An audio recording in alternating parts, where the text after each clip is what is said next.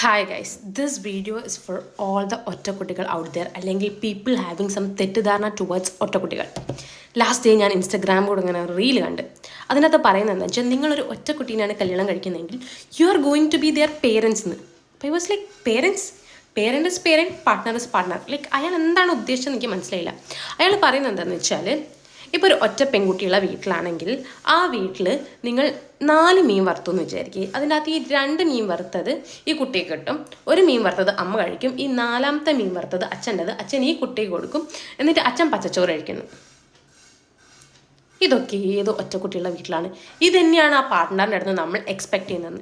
V are not expecting anything from anyone because ഞങ്ങൾ ഒറ്റയ്ക്കാണ് വളർന്നത്. അതുകൊണ്ട് ഞങ്ങൾക്ക് വലിയ എക്സ്പെക്റ്റേഷനൊന്നുമില്ല. കിട്ടിയത് വെച്ച് ഞങ്ങൾ മിണ്ടാണ്ട് ജീവിക്കും. അപ്പം എനിക്ക് മനസ്സിലാവാത്തത് പേരൻസിൻ്റേതായ ആഗ്രഹങ്ങളുണ്ട്, കുട്ടികളുടേതായ ആഗ്രഹമുണ്ട്. എന്തിന് പേരൻസ് ഈ സാധനങ്ങളൊക്കെ കുട്ടികൾക്ക് കൊടുക്കുന്നു? അവർക്ക് കഴിക്കാനുള്ള ആഗ്രഹങ്ങൾ അവർക്കുണ്ടെങ്കിൽ അവർ കഴിക്കണം, അല്ലാണ്ട് കുട്ടികൾക്ക് കൊടുക്കേണ്ട ഒരു ആവശ്യമില്ല. എൻ്റെ വീട്ടിൽ ഏറ്റവും വലിയ റീസൺ എക്സാമ്പിൾ പറയുകയാണെങ്കിൽ മെഞ്ഞാന്ന് ഇവിടെ 8 കടുക്ക നിറച്ചതുണ്ടായിരുന്നു. അരിക്കടുക്ക, നമ്മളൊരു മലബാർ സ്നാക്കാണ്. അപ്പോൾ ഇതിൻ്റെ അകത്ത് 6 എണ്ണം അമ്മ കഴിച്ച് 3 എണ്ണം അമ്മ കഴിച്ച് 3 എണ്ണം അച്ഛൻ കഴിച്ച്, ബാക്കി 2 എണ്ണം ഉണ്ടായിരുന്നു. അപ്പം ഞാൻ ഒബ്വിയസ്ലി ചെല്ലുമ്പോൾ ഈ 2 എണ്ണം ഉള്ളപ്പം എൻ്റെ പ്രതീക്ഷ 2 എണ്ണം എനിക്കാണെന്നാണല്ലോ. അപ്പോൾ 1 ഞാൻ കഴിച്ചു, പിന്നെ 1 ബാക്കിയുണ്ട്. ആ 1-ന് വേണ്ടി അവർ 2 ആൾക്കാരും കിടന്ന് അടി ഉണ്ടാക്കുക. എന്നിട്ട് അതിൻ്റെ അകത്ത് കയറി അടി ഉണ്ടാക്കിയിട്ട് വേണം ഞാൻ എൻ്റേത് റെസ്ക്യൂ ചെയ്തെടുക്കാൻ.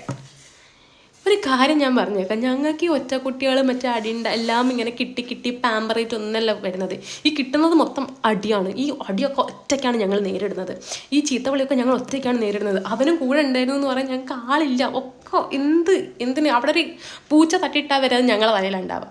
ബിക്കോസ് വേറെ ആരും ഇല്ല വീട്ടിൽ. അതുകൊണ്ട് ഞങ്ങളെപ്പറ്റി ഇങ്ങനെ തെറ്റിദ്ധാരണകൾ പറഞ്ഞുണ്ടാക്കല്ലേ.